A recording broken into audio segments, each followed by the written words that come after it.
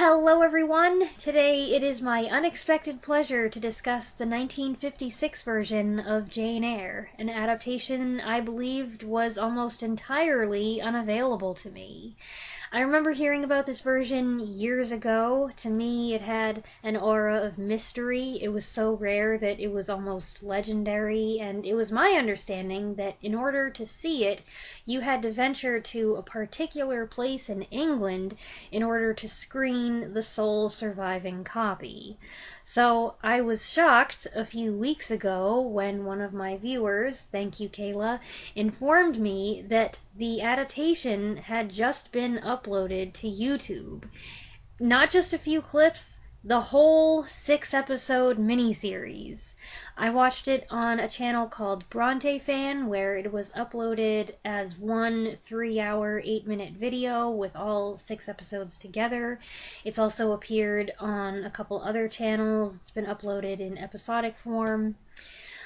The one that I watched, the first 3 episodes have okay quality. The picture is light, but it's fine. The last 3 episodes are kind of rough. The picture is dark. It looks like it might be cropped. They've got a couple labels stuck on it, and they might have been bootlegged. I heard some background coughing in episode 6. So, I don't know what happened. I don't know what changed. I don't know if anything changed. I ask no questions. I don't want any trouble for anyone. I hope nobody's done anything they shouldn't. But I am grateful for the serendipitous chance to see this version in its entirety for free without having to travel thousands of miles. This adaptation aired, I believe, on the BBC in 1956, and given that most similar productions from that period are lost or got destroyed, it's amazing that any of it exists. It stars Daphne Slater as Jane Eyre and Stanley Baker as Mr. Rochester. It was adapted from the Charlotte Bronte novel by Constance Cox and Ian Dallas, and directed by Campbell Logan. And generally speaking, I think it's very good, and I liked it. It's a well-done production. It's not overly stagey. It's not super fancy either, but it uses a variety of sets and exteriors. It doesn't feel cheap. It doesn't feel confined. I'm not sure I knew before that it was a 3-hour miniseries, which means it has the opportunity to expand on parts of the novel that most films and TV specials have to abbreviate. As someone who loves the book, I tend to have a special fondness for any adaptation that gives extra time to certain segments and conversations. Those of you who have watched my other Jane Eyre videos are well aware of this. This one is quite thorough. All of episode 1 is devoted to Jane's childhood, while her wandering and her time with the Rivers family make up all of episode 5 and about half of episode 6. There's plenty of time spent on things outside of Thornfield. The pace is good though. I never felt like it dragged or stayed in one place too long. On the contrary, I was often surprised by how quickly the story moved, especially whenever Rochester came into the picture. It seemed like every time he showed up, the plot just started whooshing forward. But to go back to the childhood section, I would say they took more liberties there than in other areas. The most surprising thing about it is that Daphne Slater plays both the child and adult version of her character. I think I've only seen that done in live productions. You can try to pull it off in a theater setting where the audience is far enough away from the stage to suspend their disbelief. But it's harder on film when you've got a camera getting right in the actor's face. She manages it though, and it's not immediately obvious if you're not familiar with the actress. A few minutes in, my mom commented, "She's kind of tall," so she hadn't realized it. It's not absurd, I think, because her entire performance has credibility. Her defeated posture, her animated face, her frantic, heightened voice, plus appropriate costuming, hair, and makeup, or lack thereof, all contribute to making her sufficiently youthful. It makes a quick jump from Jane telling off Mrs. Reed to morning at Lowood School, where Jane and Helen are roommates, and Jane gets in trouble for borrowing one of Miss Temple's books in the middle of the night. There are lots of changes there, and I had trouble determining just how much time had passed and how old they were supposed to be. They're already friends, they share their own room, which is kind of crazy given how cheap Mr. Brocklehurst is. They seem to be older students, but then again, none of the other girls look like children either. It's not really that important, except I will say that when they do another time jump after Helen's death, I found myself confused again about just how much time had passed. It's like my brain got confused, because an adult actress who was in her late 20s, actually, was playing young Jane, preteen Jane, and doing a convincing job. Consequently, older Jane, who I don't know how much older she's supposed to be, seems younger than she usually is. It was weird. I like Daphne Slater's performance overall. She does well with the dialogue and nicely embodies many aspects of the character. I like that she smiles and shows Jane's sense of humor. I don't think that Jane Eyre should just be a miserable, dour character all the time. That's how a lot of people assume she is. That's how she often is depicted. But I don't really agree with that. There's so much humor in the book, and it's a shame that people overlook it. Anyway, I love how she is with Adele, and she has a pleasant voice that kind of reminded me of Deborah Carr. I do wish, though, that she had a little more metal, especially, but not exclusively, with Rochester. I wish she was a little stronger, a little firmer. Her young Jane is angry and rebellious, as she should be, and I wish some of that spirit made more of an appearance later on in certain scenes. At the end, when she has money and independence, she shows greater confidence, but I say she should have had that confidence before.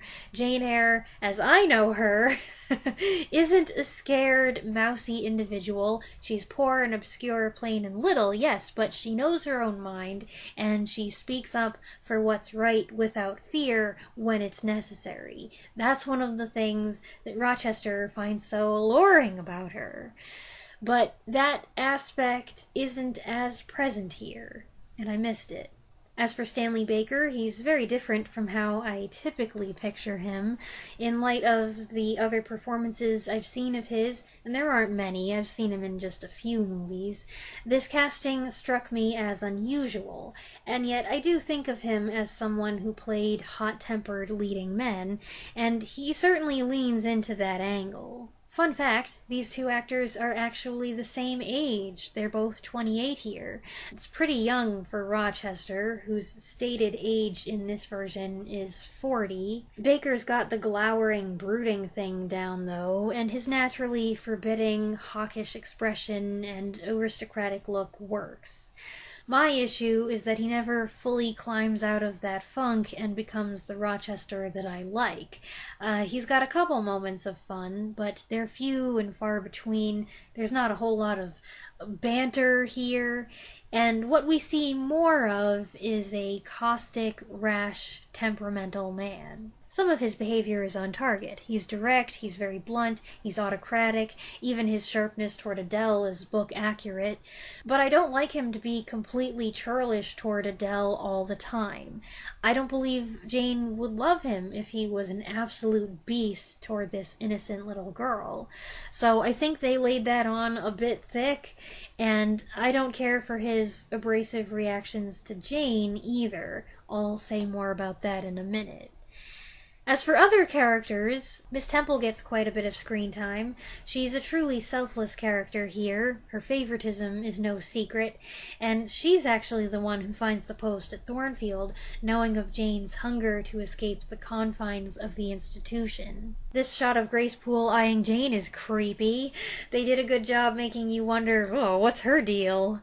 Adele is a sweet, likable child. She's very happy, except when Rochester rebuffs her, which he always does.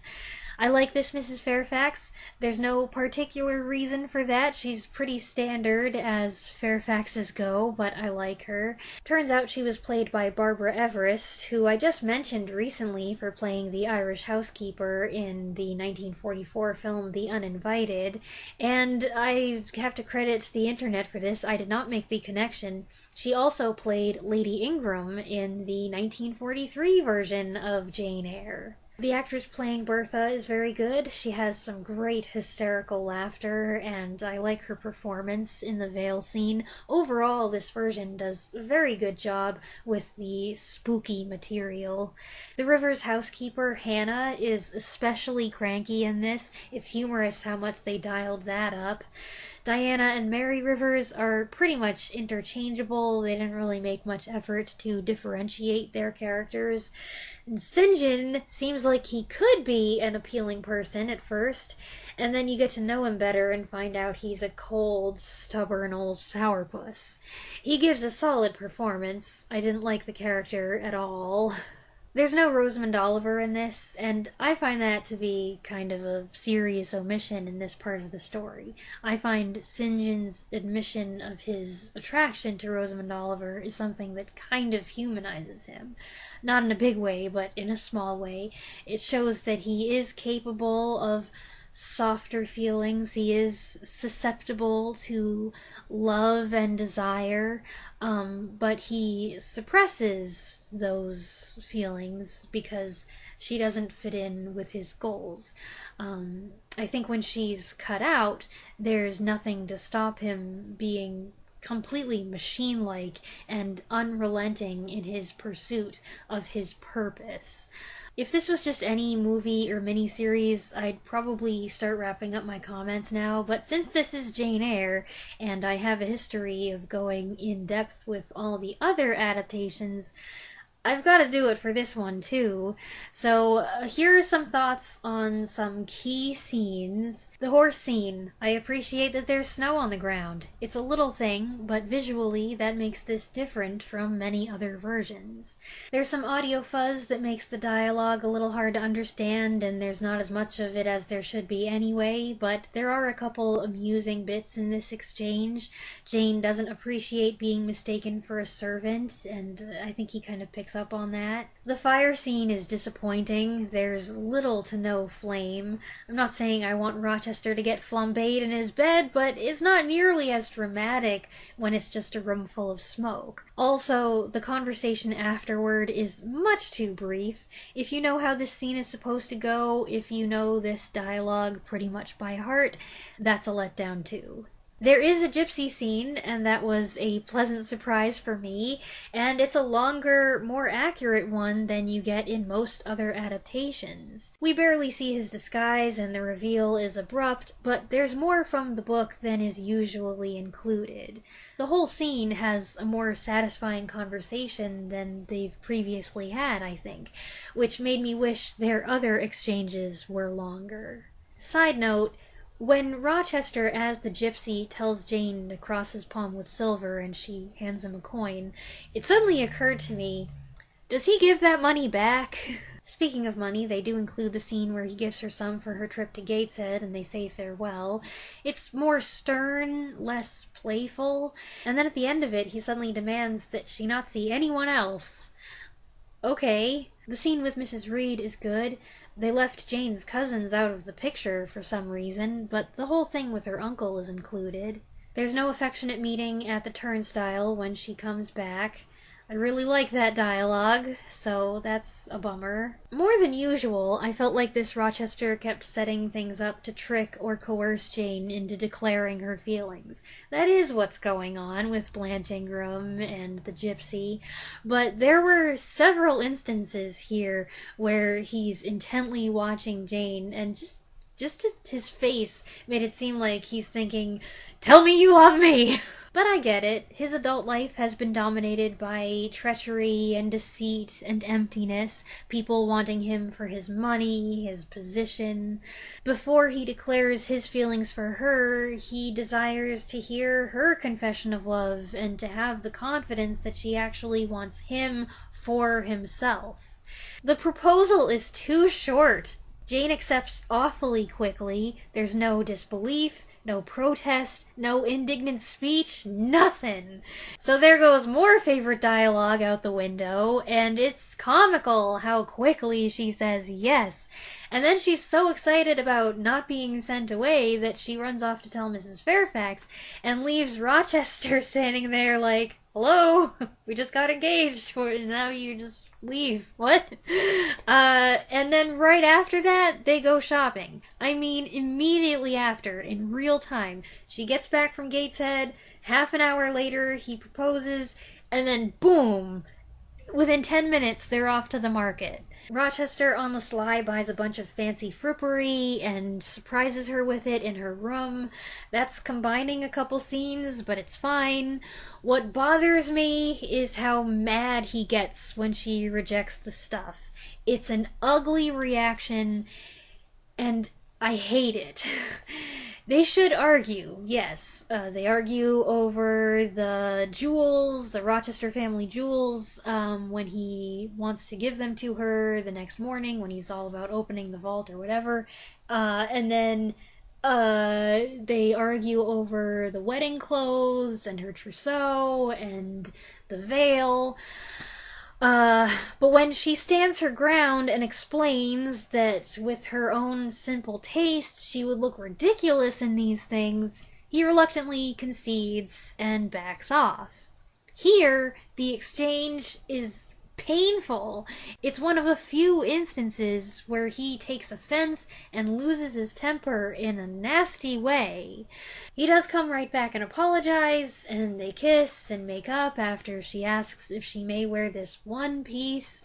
But, this scene stuck in my craw. It almost spoiled the whole thing for me, especially because it's not exactly an isolated incident. Everything after that is pretty straightforward, but I do want to say props to this version for being one of the few to show Jane in the bakery asking for bread, trying to trade for it, and getting kicked out. I think 1983 is the only other version that includes that. So those are my thoughts on some scenes from the book. There are also various little things that they added. I like this scene of Adele and Mrs. Fairfax looking through Jane's sketchbook and noting her partiality for sketching Thornfield. There's a scene where Jane asks Mrs. Fairfax about Rochester's checkered past, and she starts to spill some beans, and she has just mentioned Jamaica when he interrupts them.